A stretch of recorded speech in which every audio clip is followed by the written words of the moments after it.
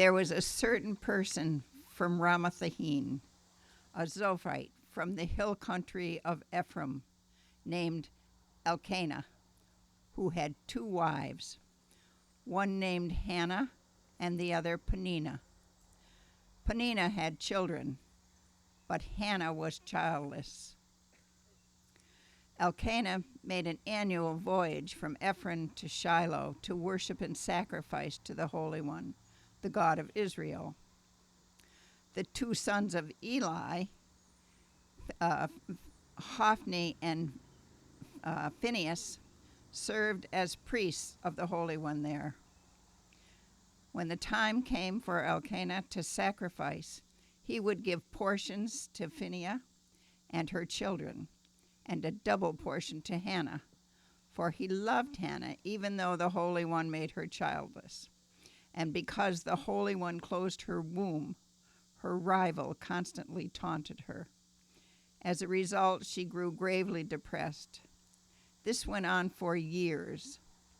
Every year, when they made the pilgrimage to the Holy One's tent of meeting, her rival taunted her to tears, and she refused to eat.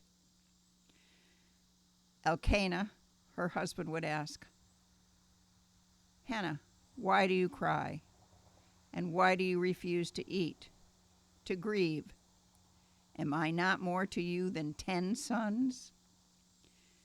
Hannah rose up after one such meal at Shiloh and presented herself to God.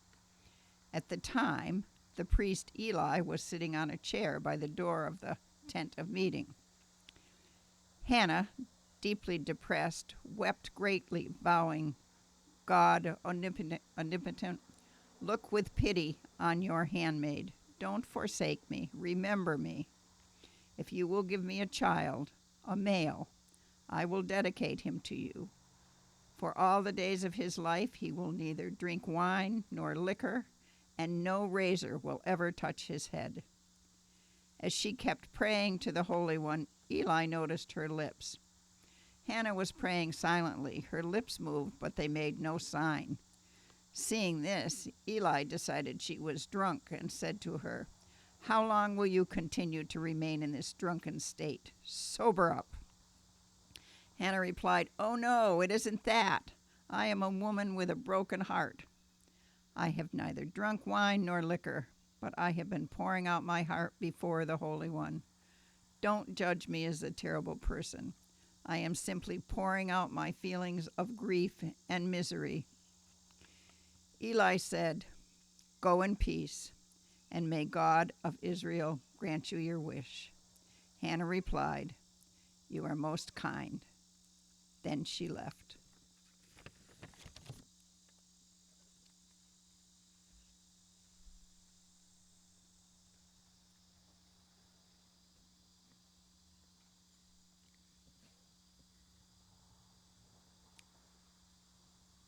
At the top of the driveway, there Deborah and I stood in silence as the backhoe, the front loaders, and the dump truck pulled up at the bottom of the curb to collect everything that she had owned.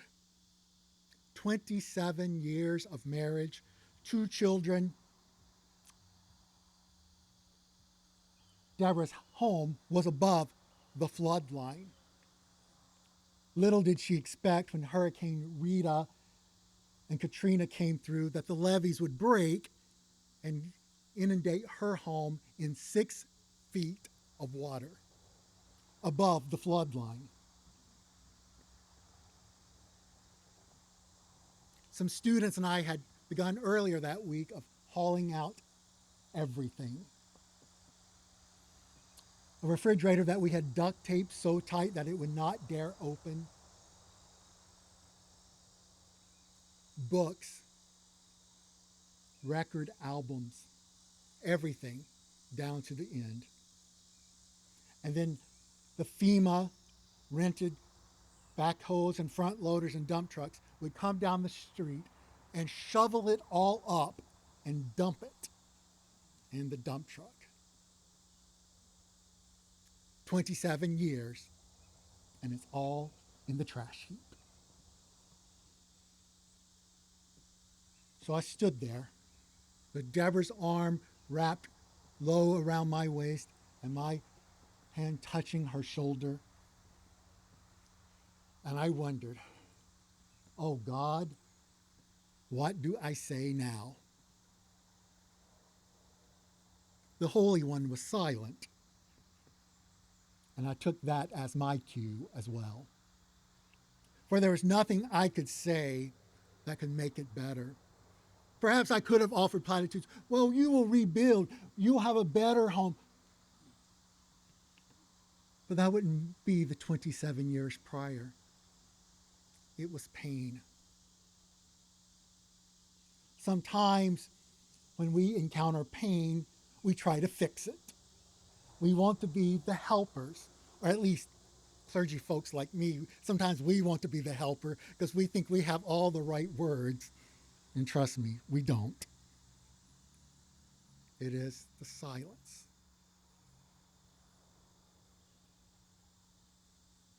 Hannah is another in such pain. For she too wants to know life. She too, like many who've wanted to conceive, know the pain of not being able to do so. Hannah has been tormented by the other who could have children. Even the attempts of her husband still cannot touch the pain. And so in the time of holiness, when they were at the tent of meeting, she goes in and she offers her prayers. Not so that we all could hear, but she was moving her lips. I imagine she was weeping. She was pouring out her heart. But sometimes what we see is not what it is. Eli expects from this time of festival that she had had just a bit too much to drink. He scoffs at her. And then she says, I've had nothing to drink. She pours out her soul. Eli, finally realizing that this was a sacred moment, blesses her that may God give you your wish. Eli doesn't say the pain will go away. Eli lets her be. Eli and Hannah sit in the presence of pain. When have you known pain in your own life? The death of a beloved, the death of a child, of a mother. Perhaps you have felt pain when what you had dreamed would never be a reality. Yet sometimes it is that pain that we hold so deep, the pain that we cannot imagine any other knowing. And perhaps for those of us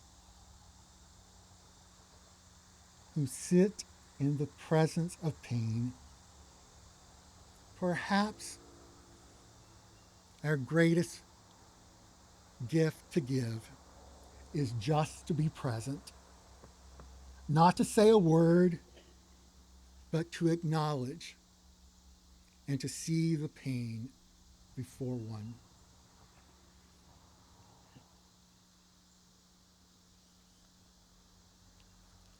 In the story of Hannah, some may say, if we would continue reading the story, that she does become pregnant and offers a child. Some would be mistaken to say, well, that is her healing. Hannah's healing is when Eli sees her and sits there in the presence of the pain, not trying to fix it and not expecting a grand miracle, but to sit there.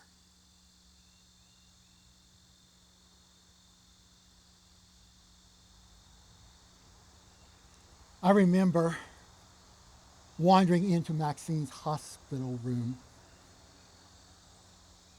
She was near the end of her days. Cancer had riddled her body, and I walked in. She looks up and smiles and goes and points to the chair. So I sit. She reaches out her hand, and I clasp hers. She lied there, and I sat there for 45 minutes in silence, except for the occasional whir of a medical device or a beep. There we sat. She occasionally would look out the window in the bright sun.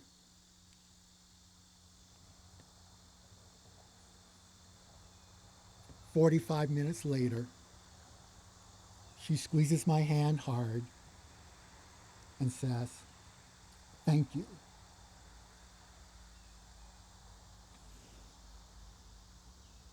And that was the signal, the end of my visit.